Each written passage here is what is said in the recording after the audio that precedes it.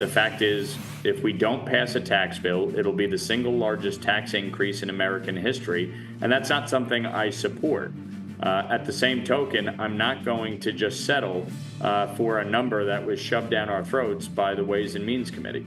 In our amendment, we will ensure the tax cuts continue for everyone making under $1 billion in this country. We had the vote. Every single Democrat voted for this amendment to provide that tax relief, and every single Republican opposed it. On this very show earlier this week, members of Congress weighed in on the reconciliation process, which is our entire focus tonight. It hit a snag today, as we've been discussing. Here to give us some insight on that, how long the snag might last, former Republican Congressman from Texas, Kevin Brady. Importantly, he served as the chair of the House Ways and Means Committee from 2015 to 2019. Kevin, I'm so glad you joined us. Thanks so much. How are you, sir? Major, it's great to see you again. Thanks for having me. So you've seen this play out this week. Tell my audience what to keep an eye on next week, and do you believe in the end Republicans will coalesce and pass this bill with all of its various changes by the end of next week? Yeah, the short answer is yeah, I'm pretty confident they will. So what to look for? All along, the answer has been look at the savings number for Republicans, because it has to be adequate enough that it unlocks the Senate baseline that allows the president to make more of the tax cuts permanent. It also unlocks the total vote for this bill. And what you're seeing here is, in perspective, on the Budget Committee, each of the Republican committees actually met its full instructions on saving or spending that every conservative, almost all but one, voted for just a month or so ago. Here you have conservatives, some of them saying, well, you reached your goal, but we want you to do it a different way. So the negotiations, Major, are really about, can there adjustments be made that are acceptable to the committee, as well as the entire Republican conference in a number of areas. So I'm pretty confident working through the weekend, they'll be able to pull this back together for the budget vote on Sunday. I think there's a very high chance they get it to Rules Committee that sets the rules of debate by Monday or Tuesday. So yeah, I think they have time to be able to sort of reconcile some of these opinions here and bring the votes together. Kevin, you know the president well. You know almost everyone in this House Republican conference well. When the president, as he did a couple of weeks ago, said he was open to raising taxes on the wealthy, anyone making more than $2.5 million a year, also said he could be open to changing the carried interest loophole, which basically benefits people in private equity, venture capital, hedge funds. Those are populist things. He leads a populist or more populist Republican Party. Why haven't Republicans taken him up on that offer and made some of these things easier to do with other revenue flows that wouldn't affect the vast majority of their constituents? Well, I think the answer here is there's an honest disagreement of policy here. Obviously, Republicans in Congress are focused on very pro-growth, pro-competitive innovation policies that drive the economy, more importantly, drive jobs and rising paychecks. And they've got the proof that President Trump's original 2017 bill drove record wage growth in paychecks exactly, and small businesses. So you've got a bit of a disagreement on how best to achieve that. And I think the Republicans are making the wrong calls, including on carried interest, which doesn't benefit a few.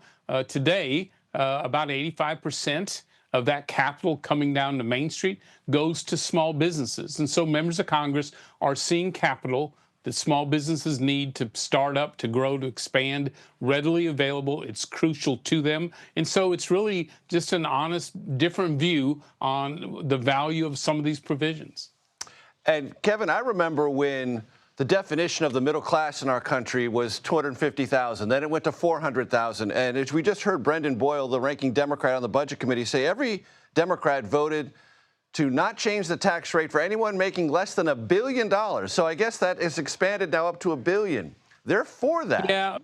Well, is that disingenuous? I will just tell you, I think it's a bit of baloney here, in the sense he's citing an amendment the Democrats offered during the recent tax debate, just as we did during the Inflation Reduction Act and Build Back Better, to limit tax breaks in those bills to those less than $1 billion, and they vote against that. So I think that's probably more political theater than anything to do with policy. You know this process very well. You were there front and center in 2017. There's anxiety, I don't know how pronounced it is, among House Republicans that if, in fact, they pass it, as you predicted they will, by next week, and the Senate gets involved, this thing will be reshapen in the Senate, and that could be problematic for House Republicans who cast this hard vote, or this vote that they feel is harder than they would prefer.